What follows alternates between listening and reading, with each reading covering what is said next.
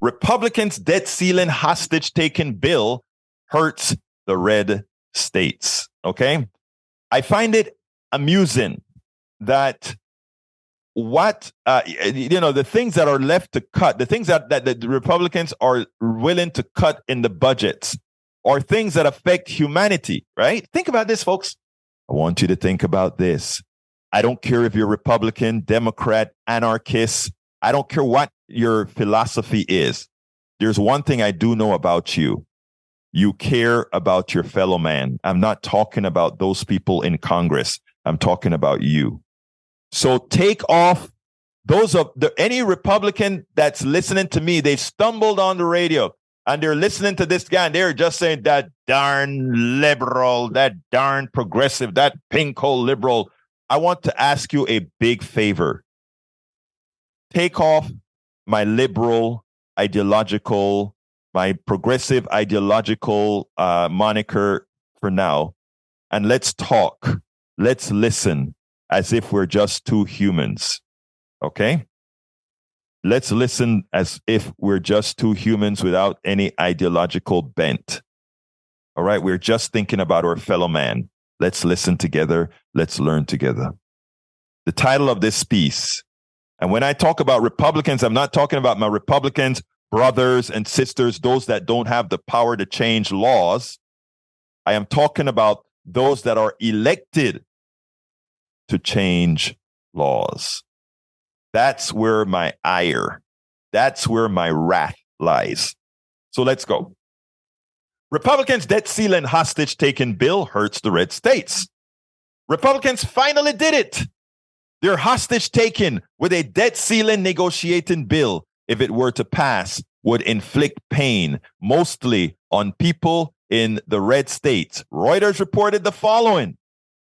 But a Reuters analysis of federal spending data indicates that his proposed domestic spending caps could be felt most acutely in the states that backed Republican President Donald Trump in the 2020 presidential election. I want to play you a piece. I want you to listen to this piece objectively. And then I'm going to ask you, whoever you are, whatever your ideology is, I know we just went live again. I hope most of you tuned back in.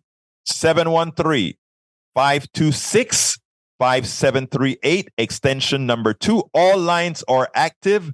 All lines are empty and waiting for your call to get you on air. But I want you to listen to this piece and let's talk about it. I have a lot to say after this piece plays, but I want to open these phone lines for you to say your piece. Here we go. Well, let me cue that up first. Now, here we go. For months, this country has been watching a slow-rolling hostage situation. Republicans in Congress have been holding the American economy hostage by threatening to drive the country into default. And today, those Republicans finally announced the ransom. Earlier this evening, House Republicans voted 217 to 215, which is a squeaker, to approve a plan to increase the debt ceiling in exchange for dramatic cuts to America's social safety net and its safety infrastructure.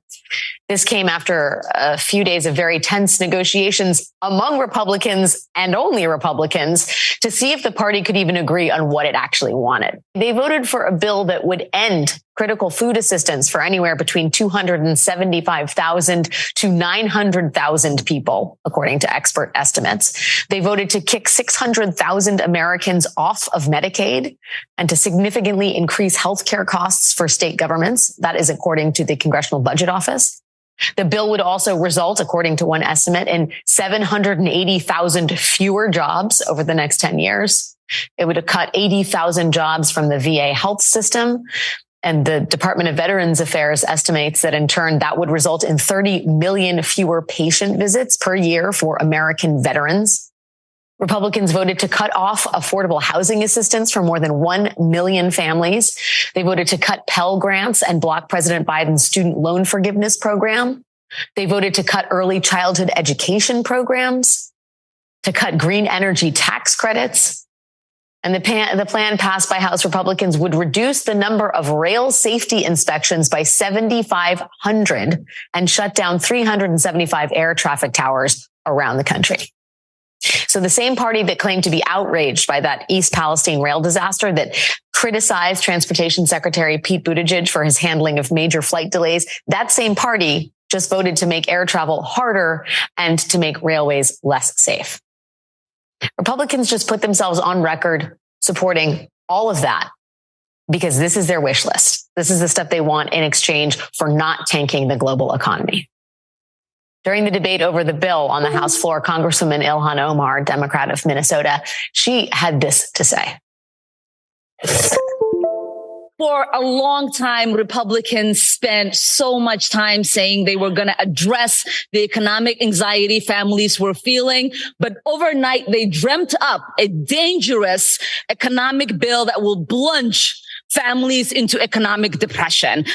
Let me just ask you, are you surprised that Kevin McCarthy was actually able to pass a bill with members of his own caucus? Because the bar is really that low at this point. Obviously, it's a dark day when we got to see just how dangerous the Republican agenda could be and the kind of economically devastating bill that they can coalesce around. I wasn't surprised because I knew that ultimately as a car, salesman, that he would make some sort of concession. And we saw that up to the last minute as he was begging for those votes. And, there were reports saying that he was telling his members, don't worry about the substance of the bill, just vote for it so that we can say we have done something. It is really hard to understand the logic oftentimes in Republican circles, but on this one in particular, Reuters is reporting that the cuts these Republicans are talking about would be felt more acutely in red states. Literally, an analysis of federal spending data indicates that the domestic spending caps could be felt most acutely in the states that backed Trump in the 2020 presidential election. Do you think Republicans know that, or they just don't care? They don't care. They have been doing, they've been advocating for a lot of policies that transfer wealth and economic stability and security for poor and working families to millionaires and billionaires. You don't see them being worried about many of these red states where, they are last on the level of education their children are getting. They are last on the level of employment that people are receiving. They are last on all of the resources that should be available to any community that lives in a thriving society like we do here in the United States. And so many people are convinced by their lies because what the Republicans have done is tell one story and implement policies that tell the opposite of that story. And to me, the thing that is the most frustrating is how is it that so many people continue to believe in the promises that Republicans make on what they will do, knowing that the policies that they implement are hurting them every single day? I want you to think about that, my dear brothers and sisters. Think about that. First of all, when I saw all the cuts enumerated, I could not believe that they would give. This shows you how hate and disregard for one's constituency. Again, I repeat, this tells you how one's hate and one's disregard for the constituency is so evident within the party. And the reason I'm saying that is, here we go. There is a debt ceiling. Let me first explain the debt ceiling, okay? The debt ceiling is a false number. In other words, if you can okay the debt ceiling, it means that you can okay that there is no debt ceiling. If all you have to do is say, yes, we vote to increase the debt ceiling, it means there is really no debt ceiling.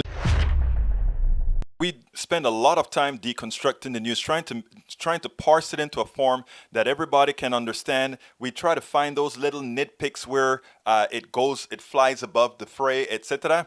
If you really like these videos that we do, I want to ask a big favor. Please go ahead, number 1, subscribe to our channel, and number 2, please join if you can. Thank you so kindly for watching. Keep watching. Please remember to share. We must populate the entire internet with our progressive message, a message that we know is what most Americans say that they want. So help us, please join.